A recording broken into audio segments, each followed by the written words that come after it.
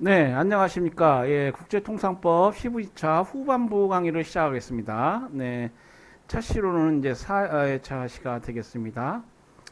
지난 시간에 개발도상국에 대한 특별 대우에 관해서 쭉 살펴봤습니다. 예, 무차별주의. 기본적으로 이 WTO법은 무역에 관한, 그러니까 세계 시장의 구조와 형성, 그리고 그것을 이제 공법적으로 지탱하는 하나의 관리 체제, 뭐 국제법 체제라고 할 수 있는데 기본적으로 시장의 자유, 그리고 무차별주의, 그러니까 최애국 대우랄지 내국민 대우 원칙을 통해서 기업들이 차별받지 않고 평등하게 경쟁할 수 있는 그러한 시장 구조를 지지하는 그러한 관리 체제입니다.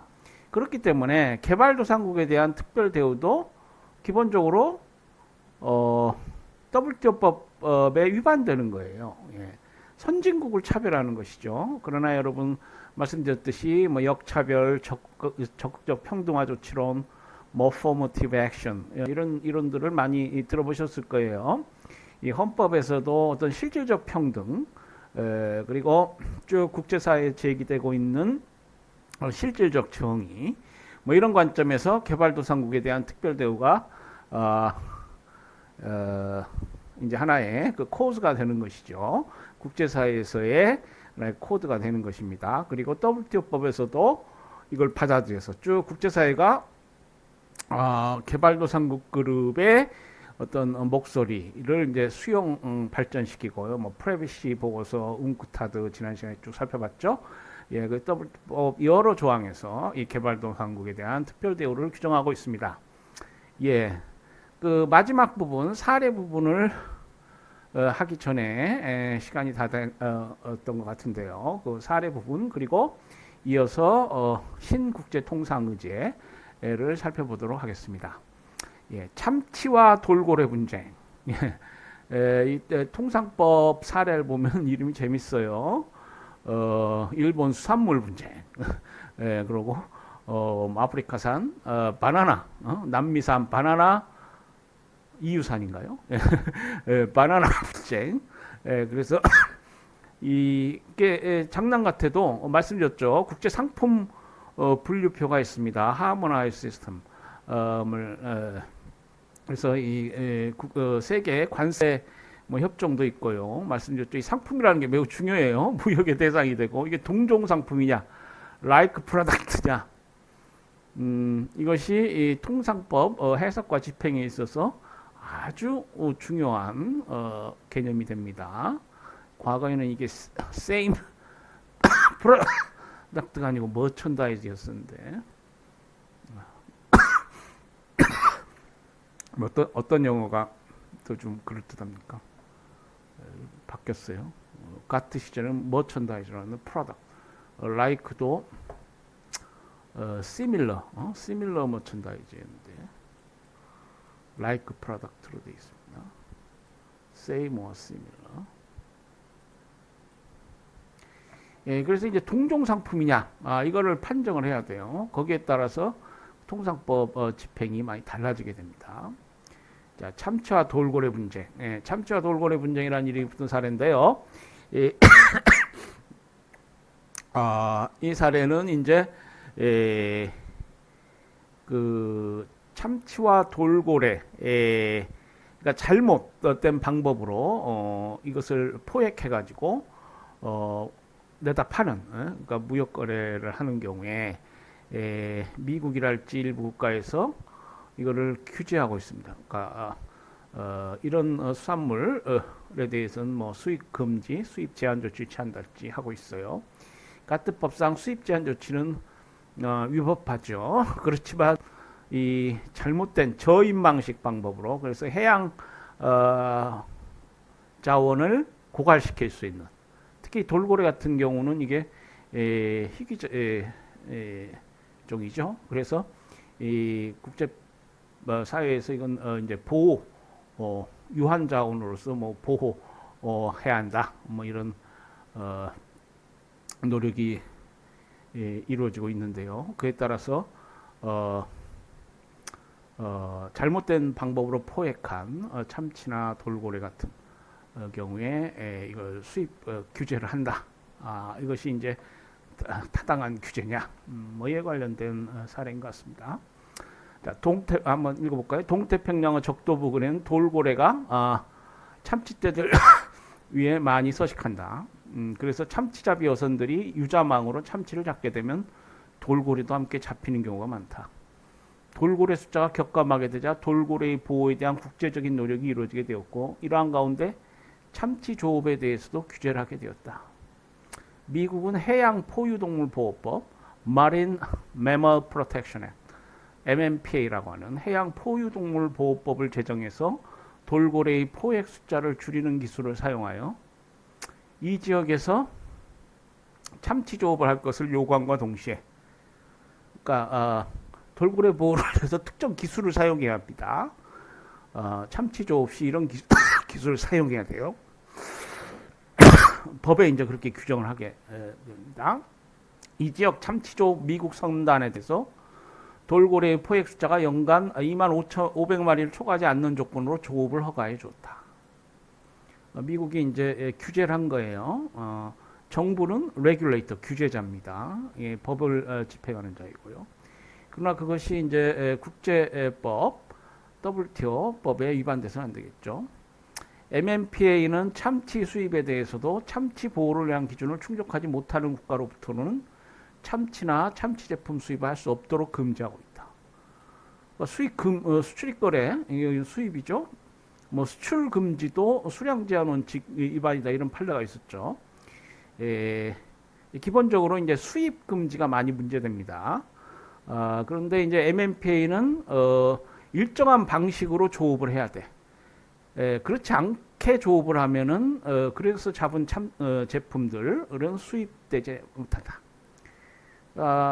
공공정책적 목적이 있죠. 그러니까 이제 WTO법 협정 예외 사유, 일반적 예외에 해당이 되느냐, 이게 문제가 되겠는데, 문제는 이 상품 자체를 기준으로 해서 수입 금지, 수입 허가 뭐 이런 게 이루어지는 것이 아니고, 이 법이 포획 방법 어떻게 잡았느냐. 그러니까 법에 위반된 방법으로 잡으면은, 그러니까 일종의 과정, 생산 과정까지도 이제 통제한다라고 했을 때 그것이 적법한 통제냐, 이겁니다.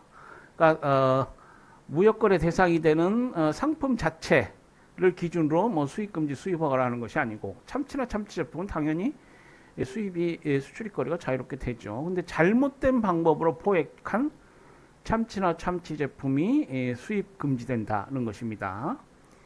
자, 그 기준은 수출국은 미국의 수준에 상응하는 해양 포유동물의 부수적인 포획을 통제하기 위하여 규제 계획을 채택해야 하며, 해당 국가 선박들이 부수적으로 잡은 해양 포유동물의 숫자가 같은 기간 동안 참치 조업을 한 미국 선박들이 잡은 숫자의 1.25배를 넘지 않아야 한다는 것 등이다. 그래서 이제 법, 그리고 그 법을 시행하는 행정부 어떤 규칙들, 이런 것들이 굉장히 복잡하게 이렇게 되어 있습니다. 그래서 어떻게 보면은 뭐 돌고래나 이렇게 해양자원 보호 목적 같기도 하지만은, 또 어떻게 보면은 미국 국내 어업을 보호하기 위한 disguised protection이죠. 위장된 보호무역 조치일 수도 있겠죠. 이러한 규정에 따라 1990년 8월 미국은 태평양 동부 적도 지역에서 유자망을 사용하여 잡은 멕시코산 참치와 그 가공 제품에 대하여 수입 제한 조치를 취하였다. 이에 대하여 1991년 2월 멕시코는 미국의 참치 수입 금지 조치가 가티 협정에 위반된다고 제소했다. 여기서 주요 쟁점이 된 양측의 주장은 다음과 같다. 먼저 미국은 멕시코산 참치 수입 금지 조치는 가트 제3조 사항과 제3조에 관한 주석에 의하여 국내 규정의 집행으로 허용될 수 있는 조치라고 주장한 반면, 멕시코는 가트법 제11조 1항 수입 수량 제한이라고 주장하였다. 또 미국은 가트 제20조 B항 인간 및 동식물의 생명 건강 보호와 20조 G항 유한 천연 자원의 보존 목적으로 필요한 조치에 해당한다고 하고, 이러한 조치는 공해의 국가 영역 밖에서도 적용될 수 있다고 주장하였다. 반면 멕시코는 예, 또 이 조치가 이제 공해 국가 영역 밖, 그러니까 이제 이 참치 저인망으로 해야 되나요? 이 참치잡이는 보통 저 먼 바다에서 행해집니다. 그래서 이게 국내법을 여기에 적용한 것이 뭐 그렇게 보기는 좀 쉽지 않죠. 그래서 공해 영역에서도 적용될 수 있다. 왜냐하면 타국 영해가 아니기 때문에 뭐 국제법 국내법의 여기에 적용 이 문제를 들고 나오기가 좀 뭐합니다. 이 공해라는 거는 자유해이기 때문에 어떤 한 나라의 관할권에 복종하지 않고 공해 지역에 대해서 국내법을 뭐 적용할 수 있지 않느냐 이렇게 보는데요. 반면 멕시코는 이러한 조치는 채약국 관할 영역 밖에서는 적용될 수 없으며 관련 국가와의 국제적인 협조라는 다른 대체 수단이 있기 때문에 이러한 조치는 필요하지 않다고 주장하였다. 멕시코는 또 반대의 입장이죠. 미국 관할 영역 밖 아니냐 뭐 이렇게 주장한 겁니다. 이에 패널은 가트 제3조는 상품 자체에 적용되기 때문에 참치 포획 방법을 규제하고 있는 MMPA는 가트 제3조의 적용 대상이 되는 국내 규정이 되지 못하며 제11조 1항은 수립 제한에 해당한다고 하였다. 그리고 제20조 B항과 G항의 적용에 있어서는 이들 조치 적용이 초영토적으로 적용되는 것으로 해석한다면 각 제약국은 생명 및 건강보호를 위한 조치나 유한 천연자원의 보존의 조치를 일방적으로 결정함으로써 다른 제약국의 가트상의 권리들을 위협하게 될 것이기 때문에 제약국의 관할구역 안에 한정된다고 하였다. 그래서 패널은 멕시코 주장을 많이 지금 받아들이고 있습니다. 이게 공해이기 때문에 보통 국내법 역의 적용은 타국의 영역 내에서 국내법을 적용하려고 하는 경우에 많이 주장되는 건데요. 패널은 이걸 좁게 봤습니다. 뿐만 아니라 미국이 돌고래 보호 목적을 달성하기 위하여 관계 국가와의 국제 협력을 비롯한 합리적으로 취할 수 있는 다른 선택을 다하였다는 것을 입증하지 못한 이상 미국의 조치가 반드시 필요한 조치로 인정하기 어렵다. 또 멕시코가 미국에 수출하기 위하여 달성해야 할 돌고래 포획 비율이 미국 어민의 돌고래 포획 비율과 연계되어 있어. 아마 이 패널은 이 부분에 많이 방점을 찍은 것 같습니다. 지금 자국 국내 기업, 국내 어업 산업과 이걸 연계시켰어요. 그러니까 그거보다 더 잘하면은 수입 제한을 받는다. 뭐 이렇게 돼 있는 것이 상당히 문제인 것 같습니다. 멕시코인은 특정 시점에서 자신이 미국 기준에 맞는지 알 수 없는 불확실성을 가지게 되기 때문에 이러한 예측할 수 없는 조건을 기초로 한 무역 제한 조치는 돌고래 보호 목적에 합당한 조치로 볼 수 없다. 따라서 만약에 초영토적인 보호가 허용된다고 할지라도 그러니까 이제 아까 그 공해 부분, 공해에서 이런 천연자원 보호를 위한 조치를 취할 수 있느냐, 굉장히 이제 넓게 보는 건데요. 이제 이 부분은 앞으로 뭐 허용될 수도 있겠습니다. 근데 이제 패널은 허용된다고 할지라도 결국 이런 그 미국 산업과 연계시키고 뭐 자국의 국내 산업을 보호하려고 하는 그러한 의도가 좀 의심되죠. 이게 뭐 꼭 그렇다고는 볼 수 없습니다만은 그래서 이 법을 이런 식으로 만들면은 조금 깨질 가능성이 있습니다. 이 조치는 20조 일반적 예외로 정당화될 수 없다고 판결하였다. 네, 이 사례를 통해서 개발도상국에 대한 특별 대우 그리고 WTO법을 둘러싼 분쟁 그것을 이해할 수 있겠습니다. 네, 그리고 이제 우리가 지난 시간에 본 뭐 내용들 중에서 뭐 주요 용어 그리고 연수 문제가 있습니다. 시간이 나는 대로 한번 보시고요. 자, 다음으로 이제 도하 개발 아젠다 그리고 신통상 의제라는 제목으로 제 10장에 설명이 되어 있습니다.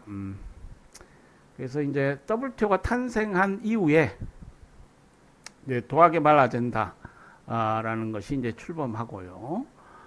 그리고 그 국제사회의 그러니까 광역화 그리고 이 그 국제사회의 어떤 협력이 날이 갈수록 중요해지고 있죠. 이 과학기술은 하루가 달리 발전하고 이 시장은 더더욱 그 치열한 경쟁과 이렇게 보다 긴밀하게 연결됩니다. 세계 시장이라는 개념이 강해지고 있고, 그에 따라서 여러 국제사회 문제들이 이 무역, 국제무역, 뭐 통상을 통해서 같이 논의되고 있어요. 그래서 이제 그 논의는 그냥 논의로 끝나는 것이 아니고, 우리 그 무역 관련 지적재산권 협정 봤죠?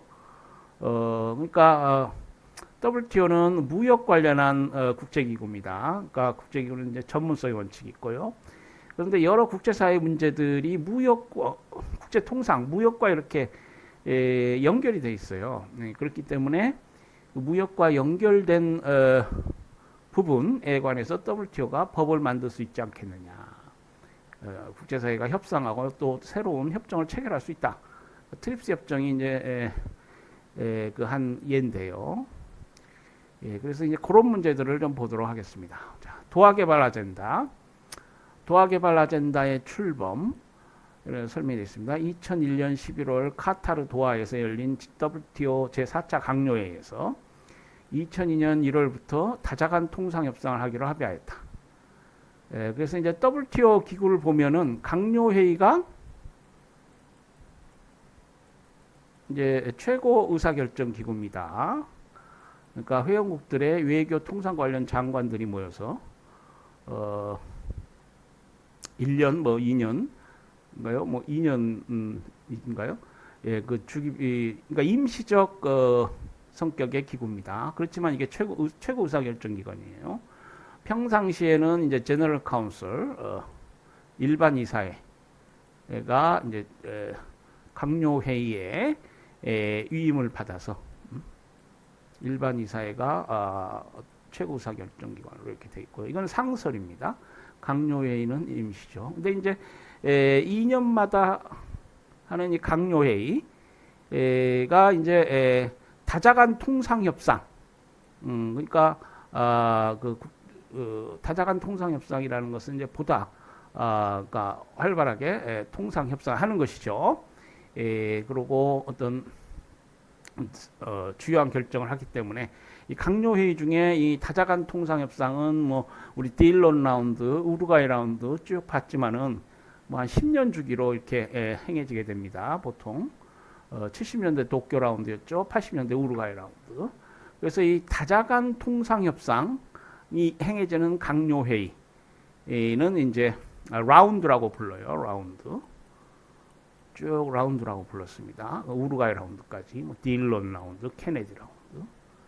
예, 그러니까 도하 라운드라고 부르는 사람도 있어요. 근데 이제 국제사회가 지난 시간에도 봤지만은 개발도상국, 그러니까 숫자가 많은 개발도상국의 입김이 점점 국제사회에서 커지고 있습니다. 특히 경제 분야에서는 그래요. 유엔 총회랄지 뭐 보면은 국제사회 안정과 평화 보장 관련해서 안보리 주요 강대국 위주로 이렇게 체제가 짜여져 있습니다만은 경제 문제에 관해서는 이제 점점 개발도상국 그룹의 입김이 커지고요.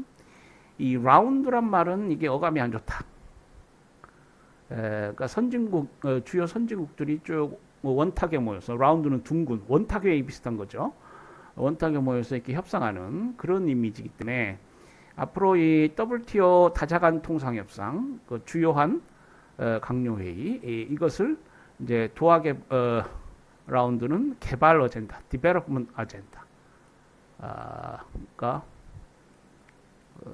개발도상국 냄새를 위한 어떤 냄새가 나는 그런 이름으로 이렇게 바뀌었어요. 도하 개발 아젠다.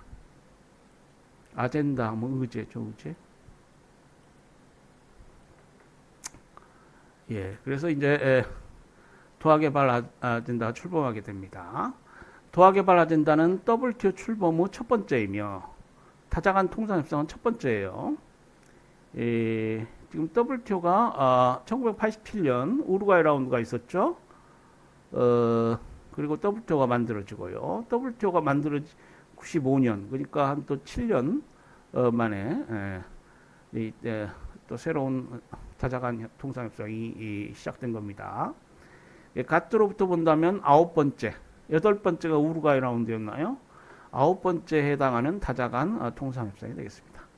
이 세 다자협상은 1998년 제2차 WTO 강요회에서 준비하기로 결정되어 1999년 미국 시애틀에서 열린 제3차 강요회에서 출범할 계획이었으나 합의 실패로 무산됨에 따라 그래서 이 강요회의가 열리게 되면은요, 이제 국제사회도 굉장히 복잡합니다. 그래서 이제 그 NGO 여러 그 NGO들이 있죠. 국제사회도 WTO 체제 같은 것은 경제 그리고 자유시장 뭐 이런 거기 때문에 여당 비슷해요. 그 외에도 뭐 그린피스 환경 문제 관련한 NGO랄지 그 프레셔 그룹이라고 하죠. 국제사회도 이 프레셔 그룹들이 있습니다. 그래서 이 강요회의가 열리면은 그 보수적 성격의 WTO 체제에 반대하는 여러 그 프레셔 그룹 NGO들이 활동을 많이 해요. 그래서 아마 99년 미국 시애틀 회의 그 당시에 뭐 뉴스를 보면은 뭐 여러 NGO들 그리고 시민들이 모여가지고 WTO는 어떤 기득권 체제고요. 무슨 환경 문제랄지 관련해서 악이다 뭐 이거 해가지고 뭐 시위도 많이 하고 그런 장면이 있었죠. 시애틀이 1999년 시애틀이 제3차 강요회의입니다. 그리고 이제 제4차 강요회의에서 이제 출범하게 된 것이 이 도하 개발화입니다.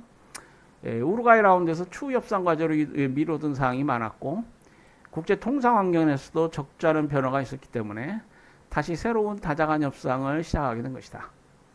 도하 개발 아젠다는 WTO 출범 후에 갖는 다자간 협정이며 21세기 새로운 무역 환경에서 맞게 되는 다자간 통상 협상인 점에서 의의가 크다.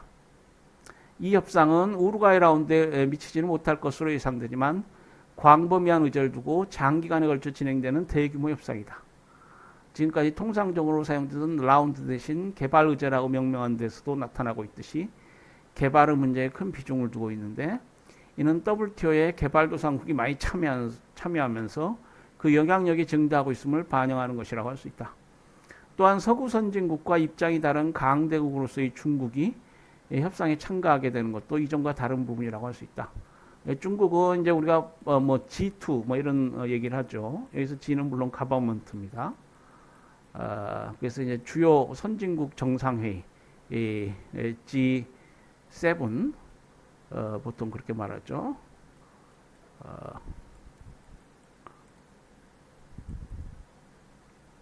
우리나라가 이 G7에 포함이 되느냐와 관련해서 뭐 일본은 반대하고 미국은 이제 적극적으로 이렇게 끼어넣으려고 그러고 뭐 그런 뉴스가 언젠가 있었죠. 그래서 이제 뭐 G8이 됩니다. 뭐 이렇게 되면 그러니까 이제 참여국 정부 숫자.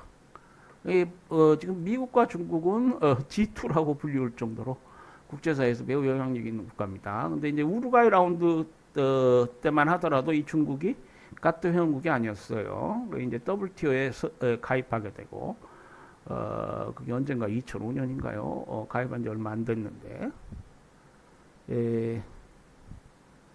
2005년 아닌가요? 그 이전인가요? 예, 한번 알아봐야 되겠네요. 어쨌거나 이 WTO의 새로운 회원국이 되고 이 도하 개발 라운드 다자간 통상 협상에 이제 협상국이 되었습니다. 그게 의의가 있죠. 자, 협상의 내용을 보면 협상의 주요 의제를 보면은 그러니까 우루과이 라운드가 워낙 어떤 광범위한 그런 다자간 무역 통상 협상이었기 때문에 이제 거기에까지는 미치지 못한다 하더라도 상당히 개발 관련해서 의미 있는 협상 의제들이 있습니다. 바로 작업에 들어가는 협상 의제는 농산품, 서비스, 비농산물 교육에서의 무역 장벽 인하를 위한 시장 접근 분야, 반덤핑, 보조금, 지역협정, 분쟁 해결 절차 등에 대한 규범을 명료하기 위한 규범 개선 분야, 무역 관련 환경 문제에 대한 신통상 의제로 크게 세 부분으로 나눌 수 있다. 2002년 2월 농업, 서비스, 비농산물, 규범, 환경, 지적재산권, 분쟁 해결 7개 분야의 협상기구가 설치되었다. 네, 2002년에 7개 분야의 협상기구가 설치되었어요.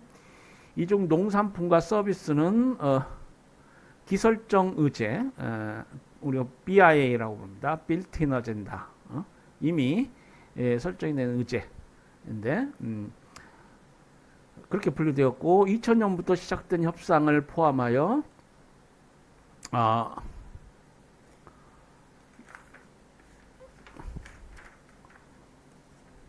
예, 우리 이 교재에 보면은 이제 그 협상의 계획 일정